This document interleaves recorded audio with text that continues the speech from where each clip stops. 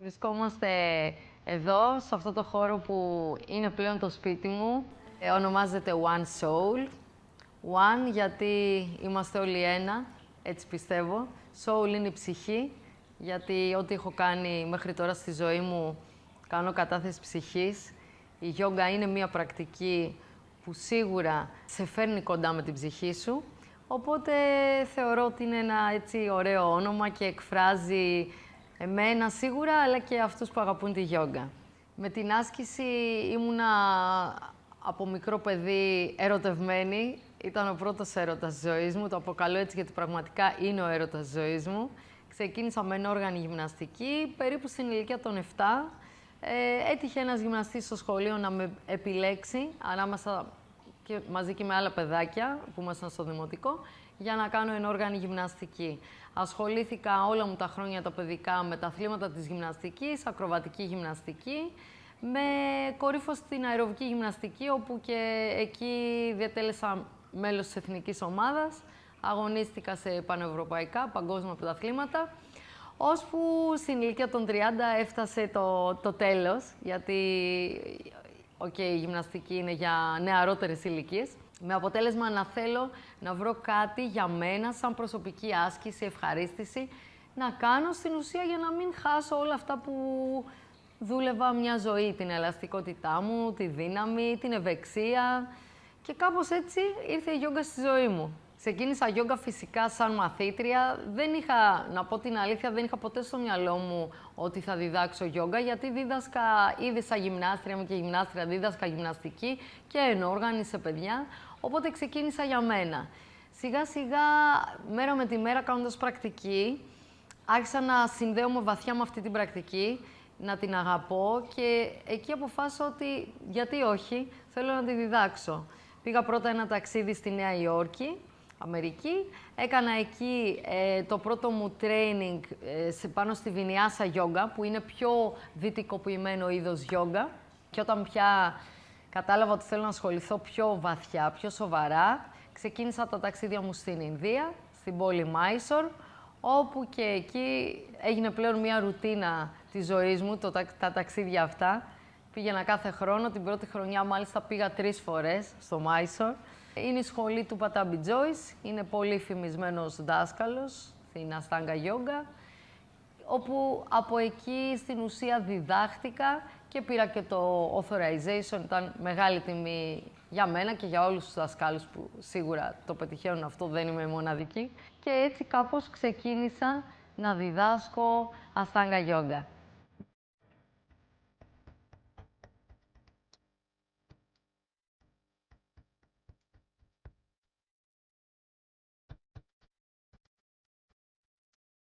Πρώτα απ' όλα να πω ότι η γιόγκα είναι γιόγκα. Είναι μία, είναι η βάση, η χάθα γιόγκα είναι η βάση.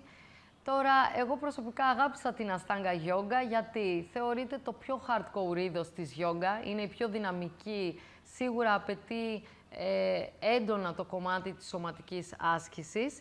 Είναι η μόνη πρακτική της γιόγκα που μας θέλει 6 μέρες την εβδομάδα στο στρώμα μας. Έχουμε παραδοσιακά μία μέρα ρεπό. Φυσικά, η Αστάγκα Γιόγκα είναι ένα παραδοσιακό είδος γιόγκα που, όπως είπα, ξεκίνησε από την πόλη Μάισορ, από την Ινδία. Ο δημιουργός της είναι ο Πατάμπι Τζόις. Αυτή τη στιγμή ο συνεχιστής είναι ο εγγονός του, ο Σαράτ Τζόις. Είναι ο δάσκαλος που επισκέπτομαι κάθε χρόνο πλέον, είναι ο δάσκαλός μου. Και η Αστάγκα Γιόγκα, Άσταου, σημαίνει 8 στα σανσκριτικά. Άγκα είναι το μονοπάτι. Είναι 8 μονοπάτια. Ένα από αυτά τα μονοπάτια είναι η πρακτική, η άσανα. Σίγουρα, κάποιος όταν θα ασχοληθεί με την Αστάγκα θα δει πάρα πολλά ωφέλη στο σώμα του, θα γυμναστεί, να το πω απλά, θα αποκτήσει δύναμη, ευληγησία, ισορροπία, αλλά ο πρωταρχικός στόχος της Αστάγκα δεν είναι αυτό. Δεν δημιουργήθηκε δηλαδή για να γυμναστεί κάποιος. Ναι, θα γυμναστεί, αλλά θα αποκτήσει και πάρα πολλά ωφέλη σε ψυχικό επίπεδο, σε ηρεμία, σε συγκέντρωση. Είναι μια ολόκληρη φιλοσοφία. Η Αστάγκα Γιόγκα είναι κινούμενος διαλογισμός, moving meditation. Τι σημαίνει διαλογισμός? Διαλογισμός σημαίνει παύση του νου. Μπορεί κάποιος να το πετύχει και με το περπάτημα, με το μαγείρεμα, σε οτιδήποτε σε φέρνει στο τώρα. Τώρα, στην Αστάγκα θεωρώ ότι είναι σχετικά πιο εύκολο κάποιος να μείνει στο τώρα, γιατί έχουμε 3 εργαλεία. Το ένα εργαλείο είναι η αναπνοή μας, γιατί είναι μια αναπνευστική άσκηση. Το άλλο είναι το τρίστη, το σημείο που κοιτάζω σε κάθε πόζα, κοιτάμε συγκεκριμένα σε σημεία. Και το τρίτο είναι η άσανα. Είναι δύσκολο να φύγει ο νους όταν κάνω ένα κατακόρυφο, για παράδειγμα.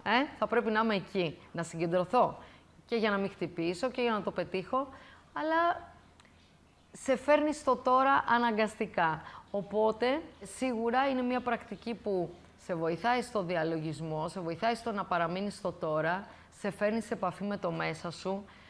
Οι δυσκολίες που αντιμετωπίζουμε στο ΜΑΤ σε φέρνουν ακόμα πιο βαθιά στο χαρακτήρα σου, γιατί βλέπεις πώς τις αντιμετωπίζεις. Μπορώ να πω ότι υπάρχει και μία σύνδεση της καθημερινής ζωής μας με το ΜΑΤ και εκεί πραγματικά ξαναγνωρίζουμε και εμείς το χαρακτήρα μας. Θα έλεγα ότι είναι και μία πρακτική που σε φέρνει στην αυτογνωσία. Η Ashtanga Yoga απευθύνεται σε όλους και σε όλες τις ηλικίες. Χαρακτηριστικά, ο Πατάμπι Τζόις, ο δημιουργός της, έλεγε ότι η Ashtanga Yoga είναι για όλους εκτός από τους τεμπέληδες. Δεν χρειάζεται να έχουμε ούτε κάποιο συγκεκριμένο σωματότυπο, ούτε να είμαστε πολύ μικροί, ούτε να έχουμε κάποιο background άσκησης. Όλοι μπορούμε, αρκεί να έχουμε την όρεξη, τη διάθεση και να ερχόμαστε σιγά-σιγά, αν όχι καθημερινά, 3 φορές την εβδομάδα, 4 φορές την εβδομάδα και να κάνουμε την πρακτική.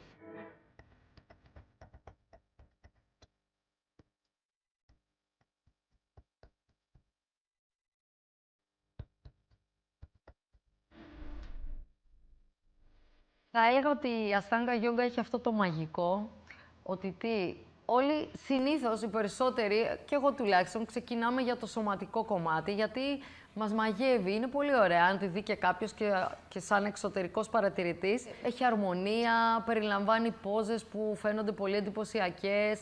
Ακόμα και οι πιο απλές πόζες σου δίνουν αυτή την ωραία ευθυγράμμιση και αρμονία με το σώμα. Όμως, κάνοντας κανείς καθημερινά πρακτική στην Ashtanga, γίνεται σιγά-σιγά μια πολύ ωραία ρουτίνα στη ζωή του, που πραγματικά κάποια στιγμή δεν μπορείς να σκεφτείς τη ζωή σου χωρίς αυτή την πρακτική.